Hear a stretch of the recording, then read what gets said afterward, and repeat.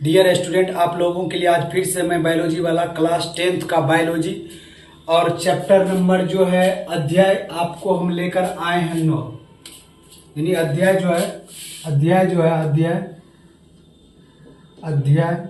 यानी 9 लेकर आए हैं, अध्याय नंबर 9। मतलब देखिए इसमें है कि आनुवांशिकता एवं जैव विकास, आनुवांशिकता एवं जैव विकास इसका हेडिंग हुआ। सॉरी, ये खनिज पोषण रात का 11 का था। चलिए, तो आज का टॉपिक था आनुवांशिकता एवं जैव विकास। तो देखेंगे आनुवांशिकता एवं जैव विकास है क्या। इसमें जो है मुख्य रूप से वसांगति विभिन्नताएं, मेंडल का जो है के नियम और गुणसूत्र और लिंग निर्धारण पढ़े जाते हैं। मतलब इसमें क्या क्या पढ़ते हैं आनुवांशिकता एवं जैव विकास में। इसमें मुख्य रूप से वसांगति विभिन्नताएं, मेंडल के नियम, गुणसूत्र और लिंग निर्धारण को पढ़ते हैं। इसका मुख्य बिंदु क्या है? इसका मुख्य बिंदु जो है आनुवांशिकता का यानी हेरिडिटी है। हेरिडिटी यानी आनुवांशिकता के अंतर्गत क्या क्या आता है? माता पिता के गुणों का संतानों में स्थानांतरण एवं आनुवांशिकता कहलाता है। विभिन्नता, वेरिएशन क्या है कि एक ही प्रजाति के जीवों में जाने वाले अंतर को विभिन्नता कहते हैं। एक ही प्रजाति के जीवों में जाने वाले अंतर को विभिन्नता कहते हैं। अब देखेंगे जीन क्या है। जीन जो है आनुवांशिकी लक्षणों की मूल इकाई है। यह गुणों को, जीन जो है आनुवांशिकी लक्षणों का मूल इकाई है। यह गुणों को एक पीढ़ी से दूसरी पीढ़ी तक पहुंचाता है।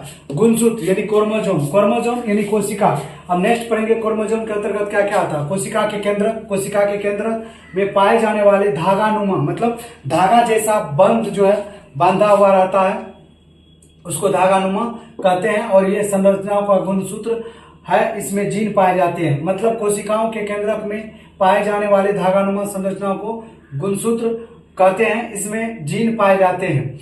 यहाँ पर जो है जो हम जीन पढ़े थे, जीन के आनुवांशिकी लक्षणों की मूल इकाई, यह गुणों को एक पीढ़ी से दूसरी पीढ़ी तक पहुंचाता था।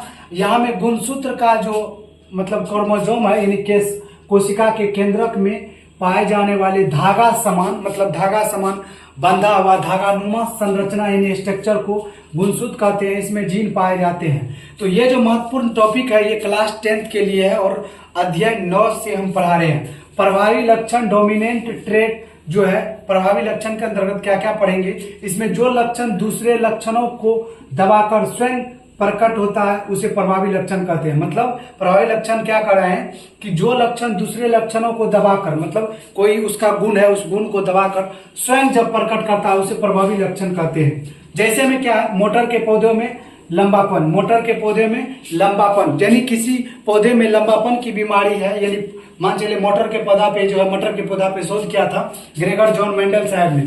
और प्रभावी लक्षण यानी रिसर्सिव ट्रेट जो है, जो लक्षण को प्रभावी लक्षणों की उपस्थिति में प्रकट नहीं होता है उसे अप्रभावी लक्षण कहते हैं। जो मतलब प्रभाव से जो जिस मटर के पौधे का हाइट नहीं बढ़ता है, बौना हो जाता है, मतलब छोटा हो जाता है, उसे अप्रभावी लक्षण कहते हैं। मटर के पौधे में बौनापन, मतलब जो लक्षण प्रभावी लक्षण की उपस्थिति में प्रकट नहीं होता है उसे अप्रभावी लक्षण कहते हैं। जैसे मटर में पौधों का बौनापन। नेक्स्ट है ग्रेगर जॉन मेंडल साहब ने दिया है कि इन्हें आनुवांशिकी का जनक यानी father of Gregor John Mendel साहब कहा जाता है। किसको?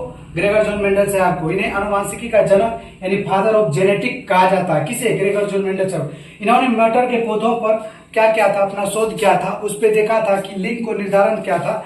जैसे मान के चलिए स्त्री है, तो स्त्री में क्या हम लोग देखते हैं, स्त्री में 2 क्रोमोसोम पाए जाते हैं जो एक ही प्रजाति का है, जो XX क्रोमोसोम है 23+XY, और पुरुष में 23+XY होता है और स्त्री में 23+XX होता है। मतलब अगर कोई भी स्त्री को अगर बेटा हो रहा है या बेटी हो रहा है, उसमें उसका पति जिम्मेवार होता है, ना कि स्त्री को बदनाम करना छोड़िए अब साइंस को समझिए। साइंस क्या है? साइंस कह रहा है कि स्त्री के अंदर XX क्रोमोसोम 23+XX क्रोमोसोम पाया जाता है, जबकि पुरुष के अंदर X+Y यानी 23+XY क्रोमोसोम पाया जाता है। यानी 2 जेनेटिक गुण, यानी बेटी होगा कि बेटा होगा, वो पुरुष डिसाइड करते हैं, ना कि महिला। हम लोग समाज में महिला को कोसते हैं, ये कोसना छोड़िए। आज बायोलॉजी वाला के साइंस से समझिए कि पुरुष यहाँ पर जिम्मेवार है XY यानी बेटा बेटी का। लेकिन स्त्री कोई भी फर्म में वो क्रोमोसोम उससे अगर क्रिएट होगा, एग्जिट होगा, तो वो क्या होगा? X क्रोमोसोम ही होगा। लेकिन पुरुष में एक्स भी क्रोमोसोम होता है, वाई भी होता है, इसीलिए जिम्मेवार पुरुष होता है ना कि स्त्री होता है। तो कक्षा 10 के लिए अध्याय 9 का VVI टॉपिक था। इसका स्क्रीनशॉट खींच लीजिए, अपने कॉपी में फेयर बनाते जाइए और लगातार बने रहिए। 2027 में आप लोग को 100 लाना है और इससे पिछला वाला बैच जो मेरा था यानी 26 में 10th वाला को 98 मार्क साइंस में। इसीलिए आपसे रिक्वेस्ट है मेरी क्लास में बने रहिए और लाइक करिए, सब्सक्राइब करिए, कमेंट करिए और अपने दोस्तों को जरूर शेयर करिए।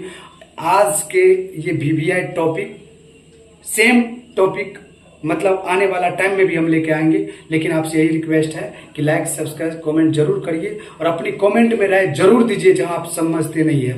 तो आज के लिए इतना ही। जय हिंद, जय भारत। अगले टॉपिक में मिलते हैं।